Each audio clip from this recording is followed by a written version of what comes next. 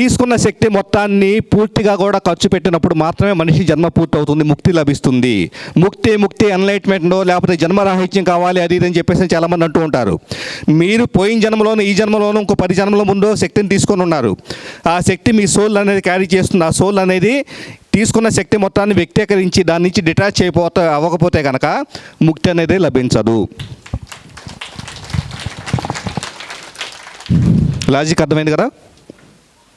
భౌతికపరమైన శక్తి విషయానికి వస్తే, తీసుకున్న ఆహారం తీసుకునేటప్పుడు ఎంత అద్భుతమైన వ్యవస్థ ఏర్పరచబడిందంటే కనుక, తీసుకున్నప్పుడు ఈ ఆహారం నా శరీరానికి ఉపయోగపడుతుంది అని చెప్పేసి పవిత్రమైన భావంతో ఆహారం తీసుకొని మనసా వాచ కర్మణ తీసుకుని ఆహారం నోట్లో ముద్ద పెట్టుకునేటప్పుడు దాని మీద దృష్టి పెడితే కనుక సలైవాలో కొన్ని ఎంజైమ్స్ రిలీజ్ అయ్యేసి ఆ ఎంజైమ్స్ ద్వారా ఆహారం అనేది కేవలం 30 to 40% వరకు ముందే జీర్ణం అయిపోయేసి ఆ తర్వాత అన్నవాహికకుండా పొట్టలోకి వెళ్ళేసి ఆ తర్వాత స్మాల్ ఇంటెస్టైన్లో స్ప్లీన్ ద్వారాను వీటన్నిటి ద్వారాను లివర్ ద్వారాను ఆ సెగ్రిగేషన్స్ ఏది ప్రోటీన్ ఏది కార్బోహైడ్రేట్ దాన్ని ఎలా మెటబాలిజం అంతా ఎలా చేయాలి ఇదంతా కూడా డిపెండ్ అయి ఉంటుంది.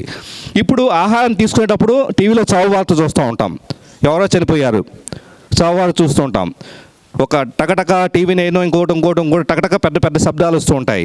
లోపల ఆ ఫ్రీక్వెన్సీకి వచ్చేటప్పటికి ఒక రకమైన అలజడి ఏర్పడుతుంది. వీటన్నిటి మధ్య ఆహారం తీసుకుంటాం.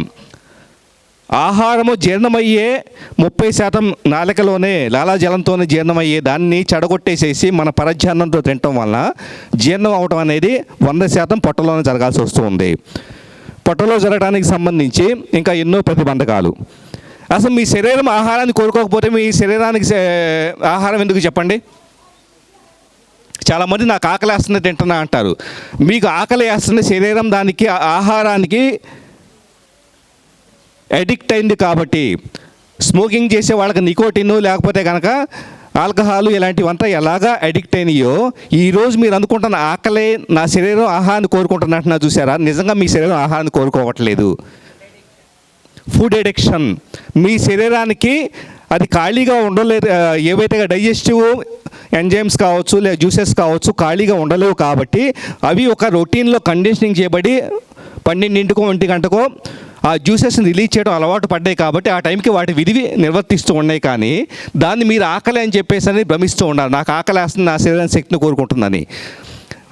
మీరు శక్తిని విడుదల చేయకుండా మీ శరీరం శక్తిని కోరుకోదు.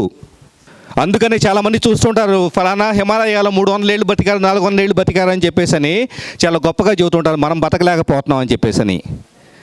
ఎందుకంటే వాళ్ళు శక్తిని విడుదల చేయాల్సిన అవసరం లేదు, శక్తిని వినియోగించాల్సినంత అవసరం లేదు. కాబట్టి వాళ్ళు ఏం చేస్తారు, తెలివిగా వాళ్ళ ఆలోచన రూపంలో కానీ భౌతిక రూపంలో కానీ వాళ్ళకి శక్తి అనేది అవసరం లేదు. కాబట్టి ఏం చేస్తారు, ఆకులు అలంలో కొద్దిగా డ్రై ఫ్రూట్స్ లేకపోతే ఈ టైప్ ఆఫ్ ఏది దొరికితే వాటిని తినేసి అక్కడతో వాళ్ళ ఆలోచన రహితమైన స్థితిలో ఉంటారు. కాబట్టి అక్కడతో వాళ్ళ శరీరానికి శక్తి అవసరం కావచ్చు, దాన్ని రిటర్న్ మళ్ళీ వ్యక్తీకరించడం కావచ్చు ఉండదు. కాబట్టి ఆటోమేటిక్గా 300 ఏళ్ళు 400 ఏళ్ళు బతకగలుగుతారు.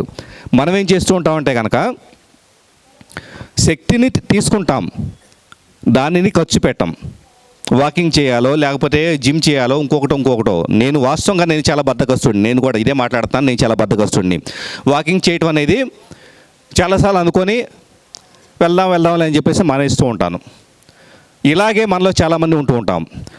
భౌతిక రూపంలో ఉన్న శక్తిని భౌతిక రూపంలో మనం ఎక్స్ప్రెస్ చేయాల్సిన శక్తిని భౌతిక రూపంలో ఎక్స్ప్రెస్ చేయకపోతే ఏమవుతుందంటే అది మానసికమైన సమస్యలు కూడా సృష్టిస్తుంది.